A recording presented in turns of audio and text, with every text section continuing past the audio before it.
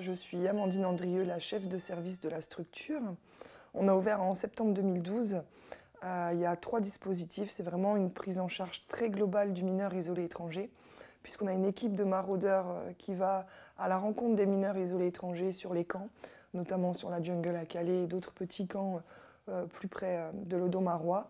À l'issue des échanges qu'ils peuvent avoir sur les camps, ils peuvent proposer aux jeunes de venir au sein de la mise à l'abri d'urgence. Donc là, c'est vraiment un accueil collectif où on propose aux jeunes de pouvoir se doucher, se restaurer et se reposer. Et les jeunes ont le choix ensuite de continuer leur parcours migratoire s'ils veulent rejoindre la Grande-Bretagne ou de se poser en France, de se stabiliser, d'avoir un projet ici si ça devient compliqué pour eux de rejoindre l'Angleterre, s'ils sont fatigués. On a donc pour cette mission, j'allais dire, une équipe donc, de maraudeurs de 4 professionnels, une évaluatrice sociale et un coordinateur. Ensuite, il y a l'accueil de jour, qui est aussi très complémentaire. Sur ce dispositif, il y a une juriste, un professeur de FLE, français langue étrangère.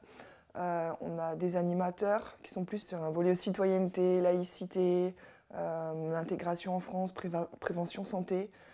Un gros travail culturel en partenariat et d'intégration, d'insertion, de découverte de la vie en France.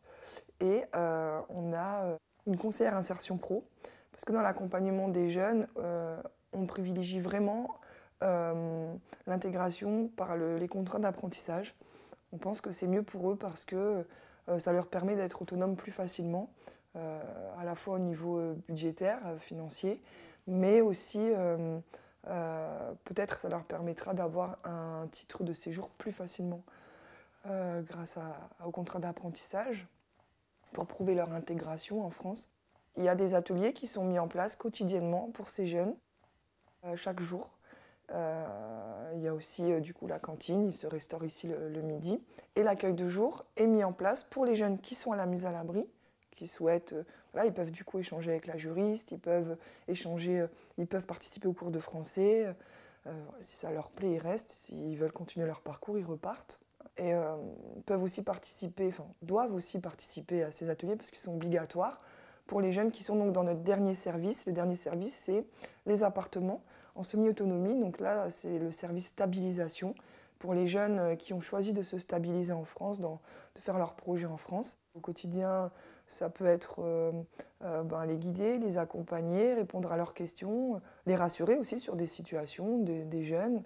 C'est bien évidemment travailler avec mon directeur en collaboration sur des prises de décision, sur du travail en réseau, partenariat. On a dû créer tout le réseau ici, quand même à Saint-Omer sur l'Odomarois. Un partenariat qui est très important dans l'accompagnement des jeunes, que ce soit avec les collèges, les lycées professionnels, les CFA pour les contrats d'apprentissage, le centre d'information et d'orientation, le FJT, le foyer jeunes travailleurs pour la sortie des jeunes.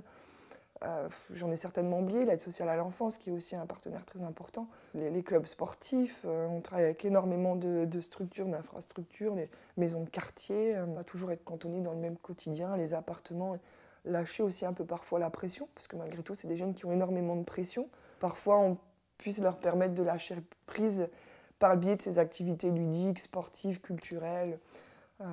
Voilà, pour qu'il y ait aussi cette notion aussi de plaisir quand même, de vivre ensemble et qu'il n'y ait pas que cette pression pour pouvoir avoir les papiers. Et on fait vraiment attention au bien-être des jeunes. On a mis en place un projet, je dis on, parce que du coup la chef de service, elle travaille peu seule finalement. Elle travaille soit avec le directeur sur des choses plus en termes de responsabilité, et puis avec l'équipe sur tout ce qui est à mettre en place. Donc on a répondu à un appel à projet avec l'agence régionale de la santé, pouvoir bénéficier d'un petit financement pour avoir une psychologue, une sophrologue, un infirmier. Voilà, toujours autour du bien-être du mineur isolé, qui fait quand même partie d'une de nos priorités. Je pense qu'on est une équipe qui est jeune, dynamique, motivée, investie,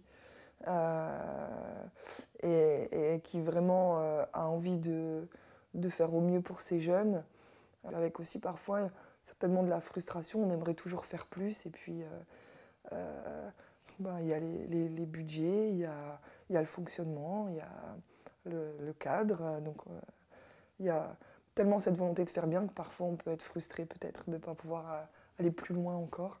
Sur le projet de regroupement, c'était le premier jeune, la première expérience, c'est vraiment... il a fallu le rassurer. Il est passé de la mise à l'abri aux appartements quand même. Et puis il était scolarisé. Donc au début, c'est pas évident parce qu'on se dit il est sur un projet de regroupement. Qu'est-ce qu'on fait?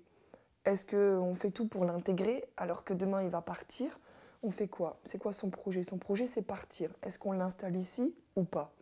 Et en même temps, c'était important quand même, je pense, qu'il découvre le fonctionnement du système scolaire en Europe. Voilà, ce sera assez similaire avec des différences, mais c'était important quand même.